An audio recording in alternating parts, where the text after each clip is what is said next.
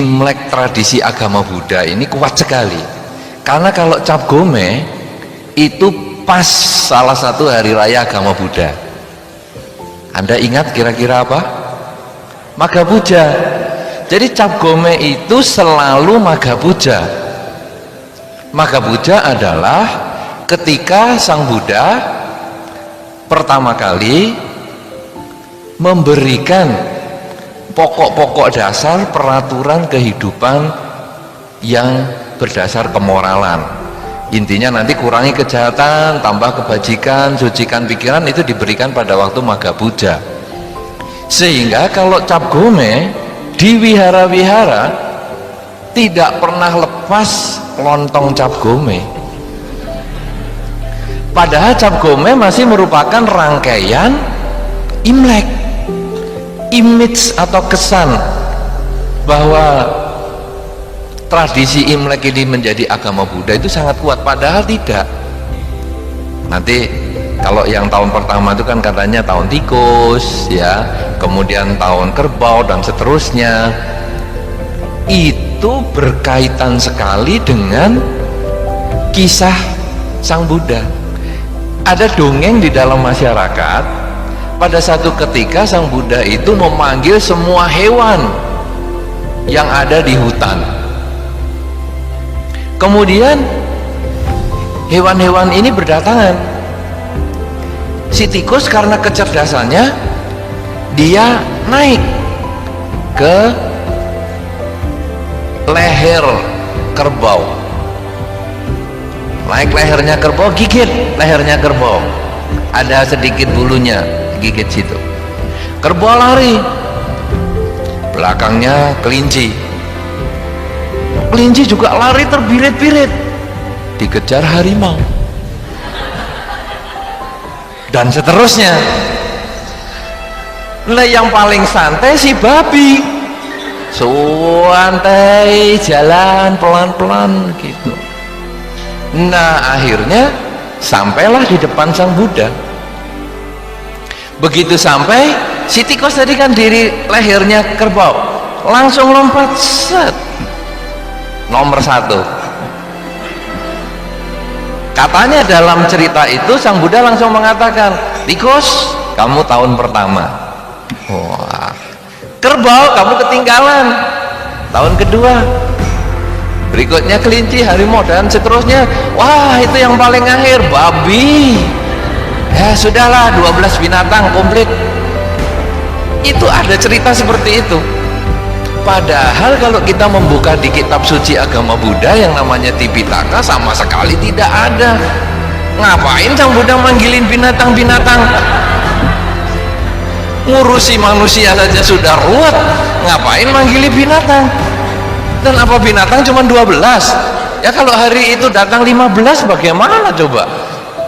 Nah, oleh karena itu sebetulnya shio itu adalah cara orang dari Tiongkok kuno untuk mengkelompokkan umur manusia.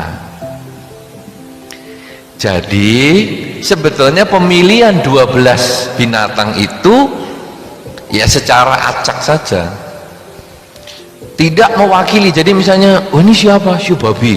Wah males ini, mesti males. Siu apa? Kuda. Wih capek, ini capek kuda, soalnya lari kemana-mana. Terus siapa lagi? Siu kambing. Wih keras kepala nih, keras kepala. Itu kan binatangnya gitu. Tapi orangnya sendiri tidak demikian. Tidak terus semua shio babi itu males semua, tidak. Shio babi rajin juga banyak. Tidak shio kuda itu rajin, semua shio kuda males ya banyak. Wah shio naga gagah, gagah apanya shio naga jadi pengemis ya banyak kok. Jadi sebetulnya itu tidak mewakili binatangnya. Sama dengan zodiak Babilonia atau zodiak Mesir. Shio itu loh, zodiak ini bukan shio, perbintangan ya, astrologi. Anda kok pengalaman sekali menyebut astrologi. Jadi misalnya Aquarius, wah ini air banyak, kemudian sering terombang-ambing. Kalau ini Gemini, wah itu 2 anak berarti bingung juga, ini selalu seperti anak kembar. Sebetulnya itu hanya melambangkan saja. Nah kemudian 12 sio ini hanya mengelompokkan orang, sehingga kalau tahun ini ditanya sionya apa, babi, kok kecil, ini babi 1 tahun, kok sudah agak gede, ini babi 13, sudah remaja, oh, babi 25. Gampang sekali, karena itu dikelompokkan umur. Karena kan muka orang kalau per 12 tahun itu bedanya kan agak banyak, sehingga itu cara mengingat-ingat yang paling mudah. Kemudian apakah sio itu memang mempunyai pengaruh seperti zodiak Babilonia tadi? Memang saudara-saudara, dalam satu masa tertentu itu memang pengaruh planet dengan bumi kita itu memang ada. Satu contoh, kalau Anda misalnya membaca cerita-cerita romantis, cerita orang berpacaran, itu kalau tidak ada bulan purnama kurang asik. Duduk di bawah pohon mangga, di atasnya bulan purnama, wah asik sekali. Tetapi jangan lupa, cerita demit itu juga bulan purnama. Makanya hati-hati, orang berpacaran di bawah bulan purnama juga bisa kedatangan demit. Itu kenapa? Karena memang ketika bulan purnama, bulan paling dekat dengan bumi, pengaruh kekuatan daya tarik menariknya itu cukup kuat. Laut pun dibuktikan dengan pasang yang cukup tinggi. Jadi sebetulnya kemudian kalau orang mengatakan oh ini sio, misalnya sio babi, itu tentu ada satu planet tertentu yang berdekatan dengan bumi, sehingga orang-orang dengan sio tertentu punya kecenderungan wataknya sama, karena jarak bumi dengan planet tertentu itu kira-kira sama. Nanti kalau sionya ganti, planetnya kan juga ganti.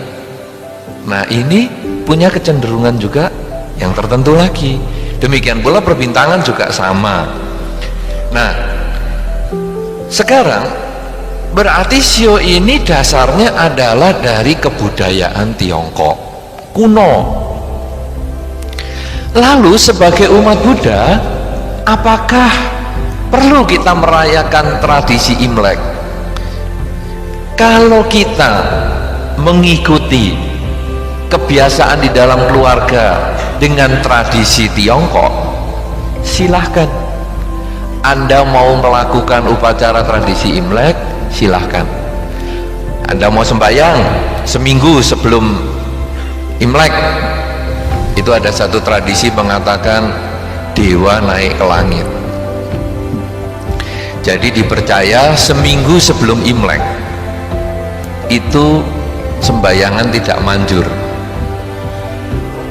karena dewanya pergi. Dewa yang paling seru di dalam tradisi Tiongkok ini Chow Kun Kong, dewa dapur. Dewa dapur ini kalau nanti mau pergi ke surga tadi, mau lapor, itu akan melaporkan peristiwa-peristiwa yang terjadi di rumah sehari-hari. Oleh karena itu di dalam tradisi Tiongkok, kalau dewa dapur mau naik, itu harus dibekali manisan, supaya dia kalau ngomong yang manis-manis. Lebih parah lagi, dikasih kue keranjang manis, liat, alot, lengket. Bayangkan coba, dewa yang umurnya mungkin sudah tua suruh makan kue keranjang. Artinya apa? Kalau ngomong, ngomonglah yang manis. Kalau nggak ngomong, ya nggak usah ngomong sekalian, rapet semua. Malah di beberapa tempat itu patung dewa dapur itu mulutnya diolesi madu. Itu ada tradisi itu 1 minggu sebelum Imlek. Kalau Anda umat Buddha meyakini seperti itu, jalani, tidak problem. Biasanya memang seminggu sebelum Imlek ini kemudian umat Buddha yang tradisional memandikan patung Buddha, karena dianggap wah ini dewa yang jaga patung Buddha juga pergi nih jalan-jalan juga, jadi sekarang kita mandiin patungnya. Nah, tapi kalau umat Buddha yang kebetulan tidak terlalu mengerti tradisi Imlek, dia membersihkan patungnya Waisak. Jadi itu tradisi Buddhis sendiri itu Waisak, karena kan Sang Buddha lahir dimandikan kan, sehingga kalau Waisak kemudian ada memandikan patung Buddha bayi kecil itu ya. Nah itu kemudian umat Buddha juga memandikan patung Buddha di saat Waisak. Tetapi bagi mereka yang senang tradisi Tiongkok, dia memandikannya seminggu sebelum Imlek, tidak ada problem. Karena menjadi umat Buddha bukan menjadi orang yang aneh lalu tradisi apa-apa tidak boleh. Nah, silahkan. Itu bagi yang meyakini tradisi Tiongkok. Bagi yang meyakini tradisi lain, tradisi di Jawa misalnya, ada 1 Suro, 1 Muharram, itu ada yang mau menjalani puasa tertentu, silahkan. Karena umat Buddha bukan umat yang menentang tradisi. Karena itu kalau ada wihara kemudian tidak melakukan upacara misalnya sembahyangan untuk Imlek atau apa, sebetulnya ya sayang sekali. Karena tempat ibadah yang lain sebetulnya sekarang malah mengadakan acara ya, acara peribadatan khusus dalam rangka tahun baru Imlek. Wihara sendiri malah kadang tidak, sayang. Karena sebetulnya wihara boleh. Coba di antara Anda yang di sini, siapa yang mengadakan puja bakti Imlek di wihara? Ada enggak? 1 orang aja, 2 orang. Puja bakti di wihara ya, jadi wihara mengadakan, bukan Anda sembahyang di situ, tapi wihara memang mengadakan puja bakti khusus Imlek. Coba siapa? Hanya 1 saja, 2, 3, 4. Pas hari Minggu ya tidak masalah toh. Jadi kebaktian biasa. Betul, kebaktian biasa. Tetapi apakah kebaktian itu diarahkan untuk Imlekan? Karena sayang sekali kalau umat Buddha tidak melakukan upacara itu bagi yang meyakini. Nah, masalah yang tadi seminggu sebelum Imlek itu dewa naik, kemudian dikasih manisan. Bagaimana pandangan Buddhis tentang hal ini? Sebetulnya di dalam Dhamma, seorang umat Buddha jangan hanya takut itu kalau mau ketahuan perbuatannya. Ini kan sebetulnya kan, waduh nanti kalau saya dilaporkan bagaimana ya, kasih yang jelek-jelek, wah kasih manisan dulu. Kenapa kita tidak berpikir mari kita berbuat sebaik-baiknya sepanjang tahun, sehingga tanpa saya kasih manisan pun sang dewa mesti ngomong yang baik-baik. Karena dewa bukan kalau misalnya kita berbuat baik laporannya jelek, aku tahun ini nggak dikasih kue keranjang, aku lapori yang jelek-jelek.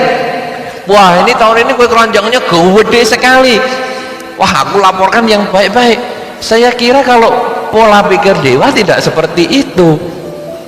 Sehingga dalam konsep Buddhis sepanjang tahun sebaiknya kita melakukan kebajikan, perbuatan baik dengan badan, perbuatan baik dengan ucapan, perbuatan baik dengan pikiran, sehingga ketika sembahyang seminggu sebelum Imlek tenang kita, pasti dia lapornya yang baik, tidak mungkin dia lapor yang jelek-jelek karena kita selalu berbuat baik. Nah, jadi dengan kita melakukan upacara tradisi Tionghoa ini, tetapi kita kemas dengan pola pikir Buddhis, maka pergantian tahun baru bukan hanya kita senang-senang, kita pesta-pesta, kita makan-makan. Kalau kita tadi membahas misalnya acara-acara di beberapa televisi, isinya Imlek itu kan pokoknya makan, ya tahu, malam makan, pagi makan, siang makan, 3 hari pertama makan-makan, hari keempat kolesterol naik. Saya makan buah biu, makan macam-macam. Tapi mari kita coba isi dengan perenungan. Dalam 1 tahun yang kita sudah lewati ini, apa yang sudah kita lakukan? Di dalam 1 tahun yang akan datang ini, apa yang akan kita kerjakan? Kalau yang kita lewati ada perilaku yang baik, mari pada tahun yang akan datang ini kita kembangkan kebaikan itu. Sebaliknya, kalau di tahun yang sudah dilewati ini berisi atau kita pernah melakukan sesuatu yang kurang baik, maka di tahun yang akan datang ini mulai kita perbaiki. Sama dengan nanti kalau kita sudah seminggu sebelum Imlek itu mengantar dewa naik ke surga, maka tanggal 9 menurut penanggalan Imlek juga dewa turun dari langit. Nah, kita juga sembahyang besar. Itu kan sebetulnya dewa turun ke langit, dewa turun dari langit itu melambangkan masuknya awal tahun baru, masuknya awal negosiasi baru dengan para dewa. Dewa, kamu udah lapor baik-baik kan? Ayo kita kumpul lagi sepanjang tahun sampai nanti siklus seminggu sebelum Imlek naik lagi dewa. Ini aku bekali lagi manisan, ngomonglah yang manis-manis. Nah, ini harus kita mengerti bahwa kita hanya jangan baik di awal, baik di belakang, tapi proses hidup ini juga baik. Coba dalam rumah tangga, kadang-kadang kita baiknya itu pada waktu awal. Wah, itu disebut bulan madu, ya kan? Wah, 3 bulan, ya 1 bulan pertama asik sekali. Tapi habis itu, wah, nanti ngomong salah sedikit saja ngomelnya 2 hari 2 malam. Belum lagi diem-dieman, belum lagi remote control dilemparkan. Wah, ini repot. Nah, saudara-saudara, tapi nanti kalau sudah sakit parah karena sudah tua, wah, ini baru baik lagi. Aduh, kamu sakit, aduh sayang mati sudah ya, pasangannya sudah mati. Waduh, baru stres lagi. Tapi sepanjang hidupnya tidak dirawat. Nah, kalau pola pikirnya seperti ini, sebetulnya pola pikir yang kurang tepat. Lebih bagus kita awal sudah bagus, akhir juga kita bagus, tapi sepanjang kehidupan kita itu juga bagus. Kita sembahyang menjemput para dewa turun, menurut tradisi juga, ini bukan menurut agama Buddha, tapi kita boleh lakukan. Kita menanti datangnya para dewa dengan kebaikan, dengan upacara besar. Kemudian kita sepanjang tahun kita lakukan yang baik-baik. Kenapa kok ini dewa dapur yang tadi dibahas? Karena mungkin pada zaman dulu dapur ini menjadi tempat kegiatan, ya, karena rumah kan tidak terlalu seheboh-heboh sekarang. Dapur malah sekarang hanya tempat ngerumpinya para pembantu. Jadi dewa dapur kalau naik, dia ceritanya cuman, ya nyonya arisan di sana, ya bapak arisan di situ, ya pembantu semua saja yang ngomong di sana. Ya, tapi kalau dulu memang keluarga kan di situ, kemudian mungkin di tengah ada perapiannya, di musim dingin semua mendiang di situ. Berdiang maksudnya, bukan mendiang, karena kalau mendiang itu sudah almarhum. Berdiang di situ, kemudian apa macam-macam ya. Nah, sehingga yang dilaporkan itu adalah perilaku. Kalau kita sekarang menyambut para dewa dengan kebaikan, marilah kita lakukan kebaikan itu sepanjang tahun. menghindari ngerumpi-ngerumpi yang jelek-jelek, menghindari pikiran-pikiran yang jelek, menghindari perilaku-perilaku yang jelek, sehingga di akhir tahun nanti berikutnya kita juga selalu yakin bahwa perilaku kita sepanjang tahun itu baik. Jadi prinsipnya sekarang umat Buddha bukanlah umat yang berpisah dari tradisi. Dia boleh jalankan tradisi. Kalau kebetulan kita suka tradisi Tiongkok, jalani. Anda yang bukan dari tradisi Tiongkok, ya Anda tidak usah jalani, tidak apa-apa, bukan keharusan. Kemudian kalau kita menjalani, marilah kita jalani dengan pengertian, bukan hanya jalani ngawur-ngawur saja. Artinya ya pokoknya leluhurku begini, nenek moyangku begini, jangan. Marilah kita jalani dengan baik, sehingga masuknya ke tahun baru Imlek ini betul-betul menjadi satu perenungan. Yang baik kita kembangkan, yang jelek kita perbaiki.